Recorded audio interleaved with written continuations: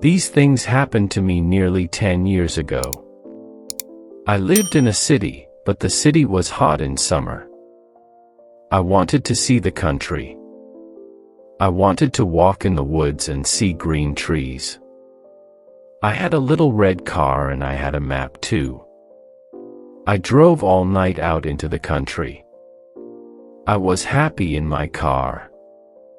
We had a very good summer that year. The country was very pretty in the early morning. The sun was hot and the sky was blue. I heard the birds in the trees and then my car stopped suddenly. What's wrong? I thought, oh dear, I haven't got any petrol. Now I'll have to walk. I'll have to find a town and buy some petrol. But where am I? I looked at the map. I wasn't near a town. I was lost in the country. And then I saw the girl. She walked down the road with flowers in her hand. She wore a long dress and her hair was long too. It was long and black and it shone in the sun. She was very pretty. I wanted to speak to her, so I got out of the car. Hello, I said. I'm lost. Where am I? She looked afraid, so I spoke quietly. I haven't got any petrol, I said. Where can I find some? Her blue eyes looked at me and she smiled. She's a very pretty girl, I thought. I do not know, she said. Come with me to the village. Perhaps we can help you. I went with her happily and we walked a long way. There isn't a village on the map, I thought. Perhaps it's a very small village.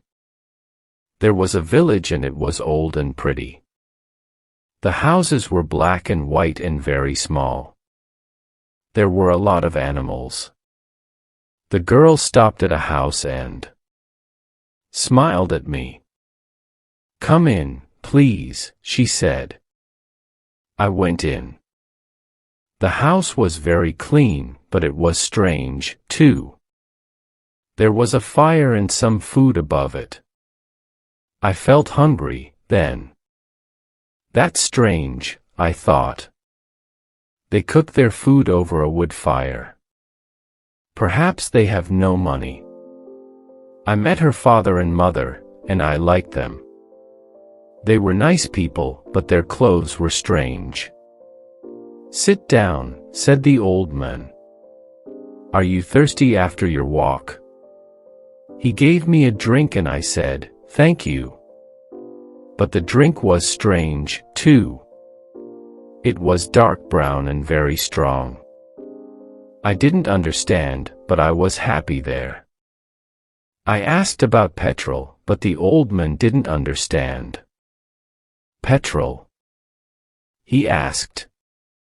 What is that? This is strange, I thought. Then I asked, do you walk everywhere? The old man smiled. Oh, no. We use horses, he said. Horses, I thought. Horses are very slow. Why don't they have cars? But I didn't say that to the old man. I felt happy there. I stayed all day, and I ate dinner with them that evening. Then the girl and I went out into the garden. The girl's name was Mary. This is nice, she said. We like having visitors. We do not see many people here. We spoke happily. She was very beautiful. But after a time, she began to talk quietly, and her face was sad. Why are you sad? I asked her. I cannot tell you, she said. You are only a visitor here. We have to say goodbye tonight. You have to go now. I didn't understand. I loved her. I knew that, and I wanted to help her. Why did I have to go? But Mary said again in a sad voice, "You have to go. It is dangerous here." So I said, "I'll go to the next town and find some petrol. Then I'll come back." She didn't speak. "I love you, Mary," I said, "and I'll come back to you. You won't stop me." She said goodbye to me at the door. Her face was very sad, and I was sad too. I didn't want to go. It was midnight. The night was very dark, but I walked and walked. I was very tired when I saw the lights of a town. I found some petrol, and then I asked the name of the village. But the man at the garage gave me a strange look. "What village?" he asked. I told him about the village. I told him about the old houses and the people with strange clothes. Again, he gave me a strange look. He thought, and then he said, "There was a village there, but it isn't there now. There are stories about it, strange stories." "What do people say about it?" I asked. He didn't want to tell me, but then he said, "There was a big fire in the village.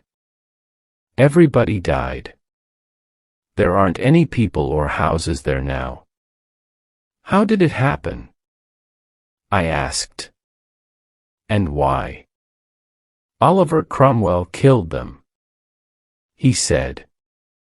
He was angry with the villagers because they helped the king in the war. I couldn't speak. This isn't right, I thought. That war happened 350 years ago.